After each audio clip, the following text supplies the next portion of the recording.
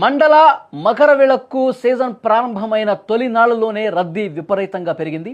గురువారం రోజు స్వామివారి దర్శనానికి దాదాపు 12 గంటల సమయం పట్టింది. పరిస్థితిని అదుపులోకి తెచ్చేందుకు అధికారులు ప్రయత్నిస్తున్నప్పటికీ భక్తుల సంఖ్య అంచనాలను మించిపోతోంది. ప్రస్తుతం నిమిషానికి కేవలం 65 మంది భక్తులు పవిత్రమైన 18 మెట్లు ఎక్కుతున్నారు. సీజన్ రెండో రోజే 1,00,000 మందికి పైగా భక్తులు తరలి రావడంతో కనీస వసతులైన తాగునీరు, పారిశుధ్యం, విశ్రాంతి ప్రదేశాల కొరత కూడా తీవ్రత ఏర్పడింది.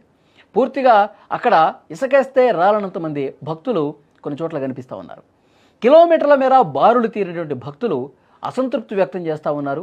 ఏర్పాట్లకు సంబంధించి బుధవారం రోజు స్పాట్ బుకింగ్ ద్వారా అనుమతించిన దానికంటే 4 రెట్లు అధికంగా భక్తులు రావడంతో పరిస్థితి మరింత దిగజారిందని చెప్పాలి.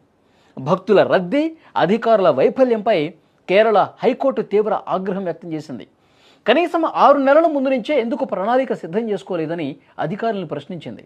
భక్తుల సంఖ్య అంతంతగా పెరిగిపోతుండటంతో కీలక ఆదేశాలు జారీ చేసింది.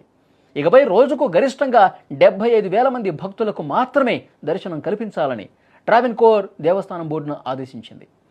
సోమవారం వరకు స్పాట్ బుకింగ్ను 5,000కు పరిమితం చేయాలని స్పష్టం చేసింది. ఇక వర్చువల్ క్యూ విధానాన్ని కఠినంగా అమలు చేయాలని ఆదేశించింది. సోమవారం తర్వాత స్పాట్ దర్శన బుకింగ్స్ను రోజుకు 20,000 చేసే అవకాశం స్పష్టంగా కనిపిస్తోంది. ఒకసారి మీరు స్క్రీన్ మీద చూస్తున్నారు. అయ్యప్ప భక్తులు స్వామి దర్శనానికి ఏ స్థాయిలో క్యూ కట్టారో చూడండి. కిలోమీటర్ల మేర ఆ క్యూ అనేది కొనసాగుతుంది, రద్దీ అనేది కొనసాగుతుంది. అందుకే కోర్టు కూడా అంత తీవ్ర స్థాయిలో మందలించినటువంటి పరిస్థితుంది. ఇంత పెద్ద మొత్తంలో ఒక్కసారిగా భక్తులు వస్తే అన్నింటికీ ఇబ్బందే కదా. ఇటు తాగునీరు కావచ్చు, అక్కడ పూర్తిగా ఇంకా ఇతర సౌకర్యాల విషయంలో తీవ్ర కొరత ఏర్పడుతుంది కదా. ఇది భక్తుల మీద తీవ్రమైన ప్రభావం చూపిస్తుంది. ఇంత రద్దీగా ఉంటే అనుకోని ప్రమాదాలు జరిగే ఘటనలు కూడా గతంలో జరిగినటువంటి పరిస్థితి ఉంది కదా పుణ్యక్షేత్రాల దగ్గర. ఎందుకు మీరు జాగ్రత్తలు తీసుకోలేదు, ఎందుకు తగినట్లుగా మీరు ఏర్పాట్లు చేసుకోలేదని కోర్టు కూడా ప్రశ్నించినటువంటి పరిస్థితి ఉంది. ఒక్కసారి ఆ దృశ్యం చూస్తే మనకు అర్థమవుతుంది. లక్షలాదిగా తరలి వస్తున్నారు అయ్యప్ప భక్తులు. ప్రారంభమైన కొద్ది రోజులకే ఈ స్థాయిలో ఇంత లక్షల మంది ఒక్కసారిగా రావడంతో అక్కడ కొంత ఇబ్బందికర పరిస్థితులు కనిపిస్తున్నాయి.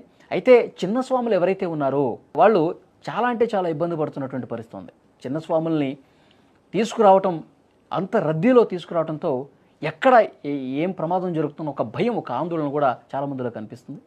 మరోవైపు కేరళ అక్కడ ట్రావెన్కోర్ దేవస్థానం తగినటువంటి ఏర్పాట్లు, సరైనటువంటి సౌకర్యాలు కల్పించాల్సినటువంటి అవసరం ఉన్నప్పటికీ కూడా అందులో విఫలమైందని కొంతమంది భక్తులు కూడా తమ అసంతృప్తిని వ్యక్తం చేస్తున్నటువంటి పరిస్థితి.